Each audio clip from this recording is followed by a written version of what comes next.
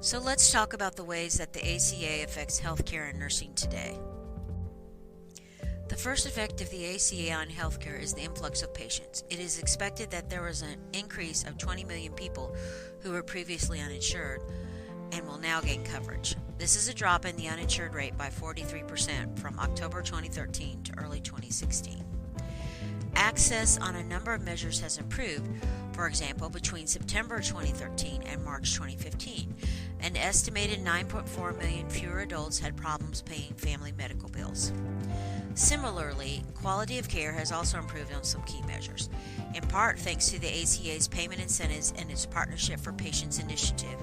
An estimated 125,000 fewer patients died in the hospital as a result of hospital-acquired conditions in 2015 compared to 2010, saving approximately $28 billion in healthcare costs over this period.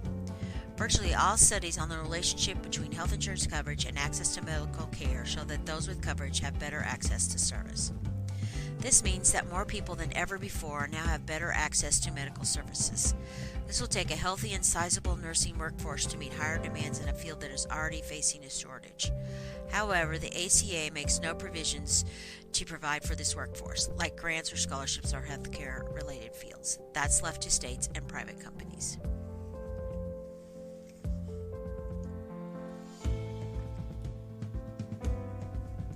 The second effect is also related to increased demand. Children stay on plans longer. This means that historically vulnerable populations like young adults now have access to care that they didn't have access to before. It allows young adults to have access to preventative health care and screening that could potentially change the course of their medical life by preventing chronic illnesses before they begin. In this age group especially, this new coverage option dramatically reduces those at risk for delayed or foregone care and the consequences associated. Delaying treatment can lead to worsening of disease pathophysiology, and more invasive and expensive treatments are then required to tackle the disease. This age demographic was also especially vulnerable to not getting treated for mental health and substance abuse issues that the ACA provides coverage for. There was a documented uptrend in the treatment of behavioral issues, however. That was not an uptrend in the treatment of substance abuse disorders. On the other hand, many young adults chose to simply pay the fee for refusing the individual mandate because it is cheaper overall than buying into any of the other health insurance plans. That pretty much missed the whole point of the program. Also, prevention and screening are fantastic, however, it is not the full picture. It is not the same as diagnosis and treatment of certain things that people would be screening for. For example, teens and college-age students could have STI testing covered. However, it may not cost the cover of antibiotics to treat the infection found.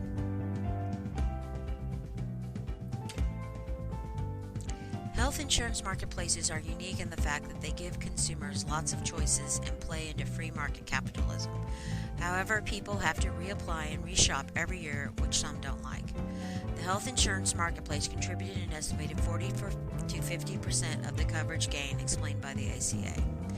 The marketplace is an online health insurance shopping and comparison platform ran by the federal or state government. It assesses a person's eligibility for coverage and connects consumers with the best insurance coverage for their needs. It did this by drawing upon policies that have worked in the states and Medicare.